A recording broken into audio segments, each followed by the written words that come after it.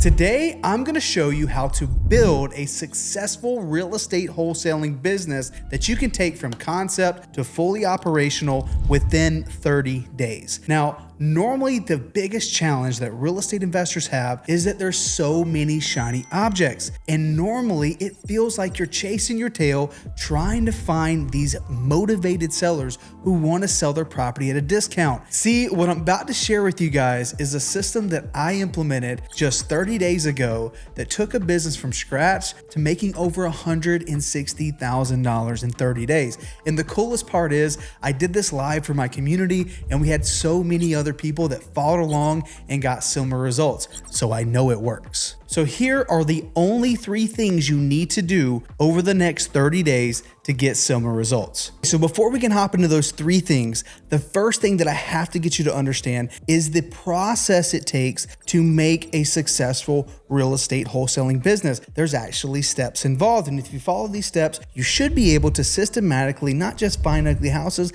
but close on them. And that's how you get paid. So the first step in that process starts with lead generation. And this is where most people get stuck, is because there's literally thousands of ways to find these motivated sellers, whether it be online ads known as PPC, PPL, which is where you actually buy leads from people that generate leads online.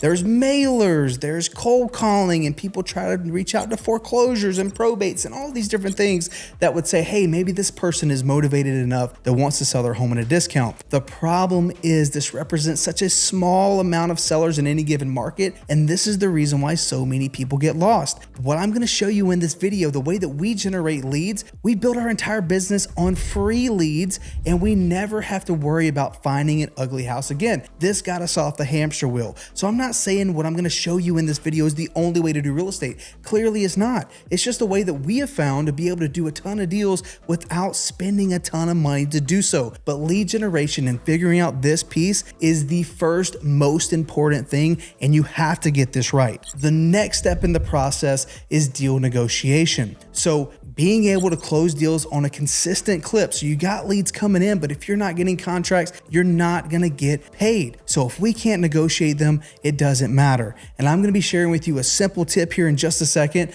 on how you can get this done without you having to worry about filling in the gaps or having to learn how to do this. Step 3 in the process is deal disposition, which is just a fancy word of saying this is the selling of your deal. So when you go to wholesale, you get your property at a deep discount, ideally, and you take that deal and you give it to an end buyer. You make a middleman fee in between. So for example, if you go and negotiate a deal and you got a property under contract for $100,000, you would love to be able to find someone who's going to take on the project, take on the risk of doing the fix and flip or whatever the heck they're going to do, and you get paid a fee for bringing them the opportunity. Or maybe you can even stay on and partner with them and do the flip together. But nonetheless, you have to be able to sell the deal, because if you don't get paid. Everything that you did from generating the lead to getting the deal under contract doesn't matter. Now, getting the deal to close is a battle in and of itself, right? There's transaction coordination that happens in between. Make sure your paperwork's done right. Make sure everything's lined up to close and your buyer's funds are in and earnest money is in and assignments are done. But guys, you see how you can get lost in the sauce. There's so many breaking points of trying to build out this business, whether it be generating leads or being able to close deals and get them under contract, being able to sell those deals, and then of course get those to the finish line and get paid. It can sometimes feel like, oh my gosh, it takes a unicorn to make this happen. And for new investors, this is the reason why they're never able to make full-time income in real estate, because they are trying to do this entire process by themselves. So my first tip for you guys in building this out, outside of the lead generation that I'm about to show you, is to find strategic partners that can help fill in the gaps where you may not know getting going, right? If you've never negotiated a deal, you don't need to learn on leads that you've generated. You can go find someone that knows how to do it. You bring leads to the table. In fact, this is how I got started in real estate. I found someone local here in Phoenix that knew what they were doing. They were already in real estate investing. I went out and I actually door knocked pre-foreclosures, found some leads, and I brought them to them, and they were able to help me close them, and I got paid. So if you don't have these things figured out in your business getting started, that's the reason why getting good at lead generation is probably the most important thing, because the rest of this stuff, you can find someone to help fill in the gaps. And if you're ever wondering where you can find these kind of people, we have a community on Skool. It's like 1,100 people, so nothing too crazy,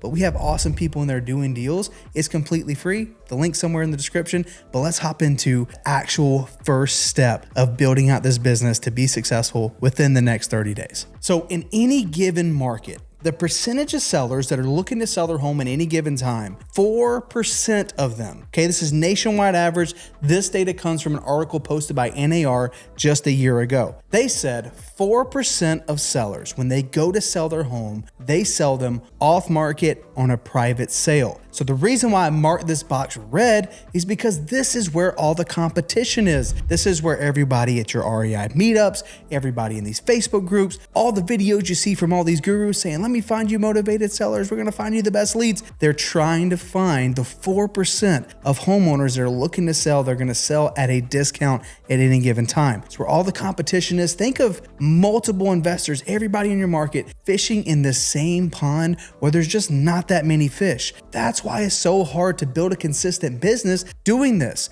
This is your cold calling foreclosures. This is your texting probates. This is your sending out mailers. Do you want to sell your home quick for a cash offer? This is the 4% of sellers. All right. Now, the same article said that 6% of the time when someone goes to sell their home, they list it online for sell by owner. So this is when you go to Zillow or Cholia or other online resources and someone posts their property to sell. And typically they do this when they want to save out on commissions. They don't want to spend the money to help sell their home, so they try to do it on their own. Now you may be asking, what happens to the 9 homes out of 10 that actually sell in any given market? This is the key, and this is how we build our business. At any given market, 90% of sellers sell with a realtor involved. This could be on market, this could be off market. It's a mixture between the two, but 9 times out of 10 could be a family member, a friend, someone from church. Somebody is helping these people sell their home 9 times out of 10. So why don't we tap into this? You go to all these real estate groups, you go to these meetups, and they say, don't work with realtors. They're the gatekeepers. Please keep saying that, because there's so many deals in this bucket and there's a lot of benefits to finding these people and doing this. So when you pick your lead generation that you're going to build your business on, it's important to pick what we call an avatar. So who is it that we're reaching out to that are going to sell their property to us at a discount? And that's the reason why people try foreclosures, probates, tired landlords, people who've owned properties for a long time and they're just ready to sell. Those same people, 90% of the time, they get a realtor to help sell their home. I can't tell you guys how many times I run into homeowners that had just recently inherited a property and they're looking to sell. They're not looking to put it on market. Guys, I was super hesitant when I got into this realtor approach. I'm like, I was used to doing the direct to seller on that hamster wheel, trying to spend money to find deals, wondering why it wasn't working consistently. It had nothing to do with trying to find properties at a discount. The model was the thing that was broken. I started tapping into this and I realized that, holy crap, it works and you can 100% scale it. This is how we did $160,000 in 30 days. We reached out to realtors. And right after this, I'm going to share with you the system that I use to actually make that possible and the numbers behind it. So the one thing I love about working with realtors, outside of them 9 times out of 10 being in the deals, is the fact that I can get off that hamster wheel of, if I'm trying to cold call or text or trying to find these people want to sell at a discount, if these people 9 times out of 10 are going to be in the deals, what's the likelihood, if I do a deal with them one time, what's the likelihood of me doing a deal with them again? And what's the chances on the other side of me buying a property from a homeowner at a steep discount? What's the chance of them selling me another property at a discount? Probably not going to happen. In fact, our nationwide average is 1 in 3 realtors. 1 in 3 realtors we do deal with this year, we do a second deal with in the same calendar year. Insane. That's the reason why we can build our business, not have a big marketing budget, and do tens of thousands of dollars in business just off of referrals. Craziness. Okay, now let's step into the system that we use that actually makes this possible to do these deals without spending tons of money and find these motivated sellers through these realtors. Now, first things first, when we do our outreach, the article that was posted by NAR that gave us all that stats of the 4%, the 6%, and the 90%, in the same article, it said realtors' preferred mode of communication is text. 94% of agents prefer text, over phone calls. So what we do is we reach out to these agents and we basically ask them for business.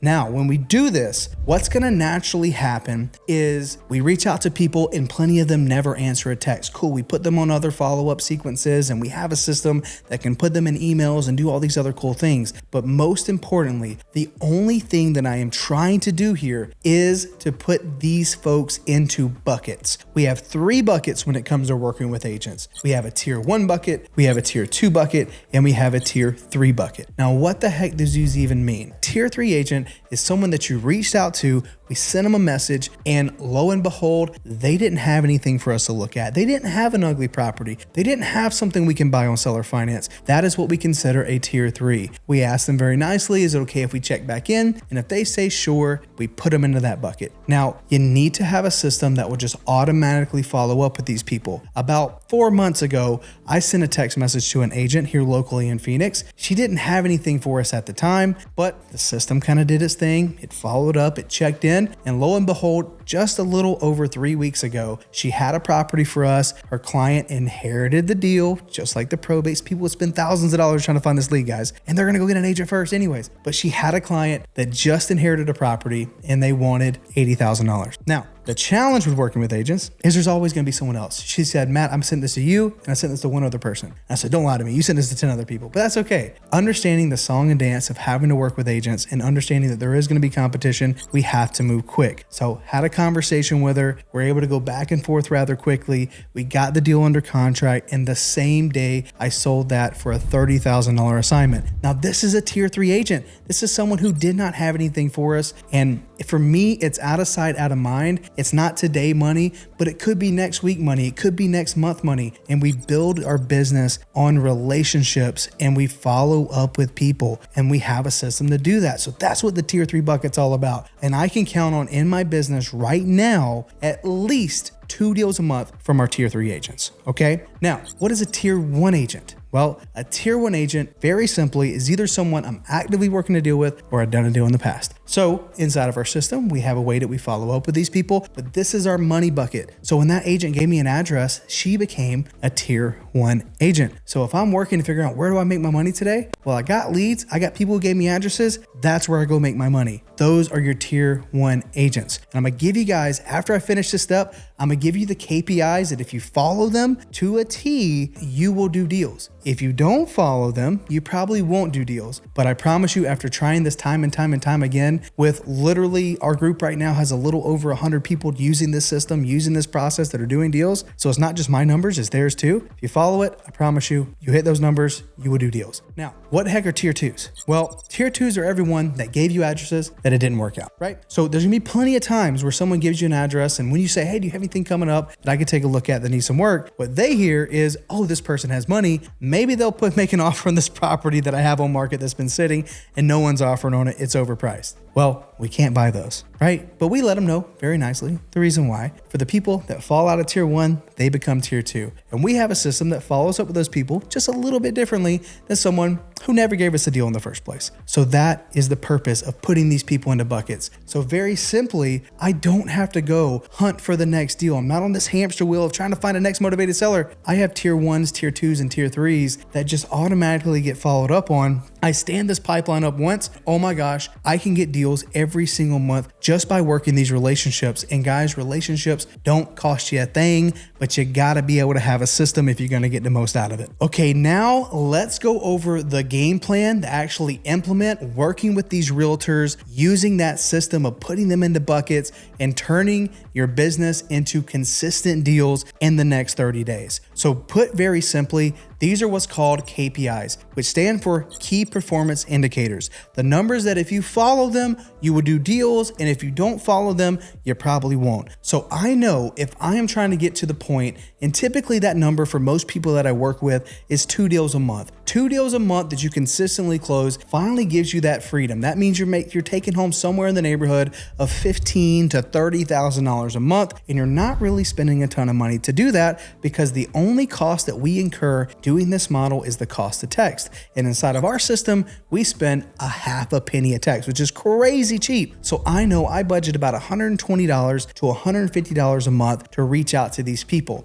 Now, the cool thing about what we do that I guess is just like one of these hidden benefits is that realtors have their phone numbers online and we can reach out to them compliantly. We don't have to worry about reaching out to someone on the do not call list if their phone number is posted on marketing materials. So that's a little hack right there. Now, if I'm trying to get to the point where I actually make this true and I'm closing consistently 2 deals a month, and of course, guys, after 2 deals a month, you're like, I want to take over the world and do 4 deals, 5 deals, 6 deals a month, or maybe you're trying to get to 10. We just got to get to consistent business first. So if we follow this game plan, I know it takes roughly about 300 to 500 texts. Now you could call, right? And I have virtual assistants in my business that kind of make phone calls too, but I will say we get more out of our text than anything else. But I know if I send about 300 to 500 texts a day, I get somewhere in the neighborhood of an 8 to 12% response rate. To be honest, right now, our response rate is about 10.5%. So I know if I send 300 texts, I'm going to get about 30 people to respond to me. Now from there, I'm going to get about 3 to 6 leads. Now the most important thing in this model is leads to offers. How many leads do I need to get and how many offers do I need to make to get to a deal? Now, those numbers, very simply, in any given month, it fluctuates a little bit. Sometimes it's 41, sometimes it's 62. So right here, about 50 to 60 properties that have been sent your way from a realtor should turn into a deal. Because what happens is about half of these properties are not even worth making an offer on, but we still call and we still try to build a relationship with that realtor and let them know why it doesn't work. Again, these people are your deal finders, guys. If you treat them right and you actually go the mile of building a relationship with them, funny thing is they want to do more business with you. I promise. Now, if I want to do 2 deals a month and that's my minimum goal, well, I know I need about 120 properties to make this the case. So beginning of this video, I told you guys that we made about $160,000 in 30 days. Well, that came from a challenge that I did inside of our community. It was called 30 deals in 30 days. We ended up doing 36 deals over a 30-day period because I followed these numbers. I knew if I wanted to do a deal every single day, well, I need about 50 to 60 properties a day. And look, I don't recommend running your business like this, especially if you're getting started. You will get overwhelmed with the amount of leads you have. You'll get bogged down with having to underwrite, and it just makes it almost impossible. But just about anyone, beginner or seasoned vet, can easily get 50 to 60 properties done within a 2-week span. There's no reason why you can't do 2 to 3 deals a month doing this, following these numbers, right? So the back end of that, if you want to do more deals, then you know you need to scale up your properties. And typically that means getting a virtual assistant or 2, guys. We pay our VAs $4 an hour to handle all the inbound texts that come from this. They sift through, find me the best leads, and they say, hey, Matt, here's the ones that we gave in addresses. I've already vetted the lead for you. You need to make a phone call, right? And following the process, I know about half of those get kicked out. I make about 26 to 33 offers to a deal, and boom, there it is, $15,000 to $20,000. And it happens like clockwork. And guys, this isn't just like my business that only works for me. This works for literally hundreds of people implementing the very same thing. So you might be thinking, what if the market's too saturated? What if there's too many people reaching out to agents in my market? Guys, I promise there is enough out there for everybody. If you're in a metro market like Phoenix, Atlanta, Seattle, anywhere, and there's more than like 2,000, 3,000 agents, you'd be surprised how many people, just the serendipity of timing when it comes to real estate, catching someone at the right time, the right day, the right message. You're like, you know what? I'm going to respond to this person. I can reach out to the same people and I'm going to get different properties than people in my same market. There's enough out here for everybody. And guys, we're not trying to do 40 deals in Dallas, Texas. If you start doing 2 to 3 deals a month, do you think that affects all the other investors? And by the way, they're going direct to seller trying to find the 4%? Probably not. You can 100% do that. It all comes to scaling up these numbers. So for the next 30 days, the only thing I want you to focus on is getting really good and really consistent at doing this kind of outreach. I guarantee you're going to get properties. Now, like I said on the back back end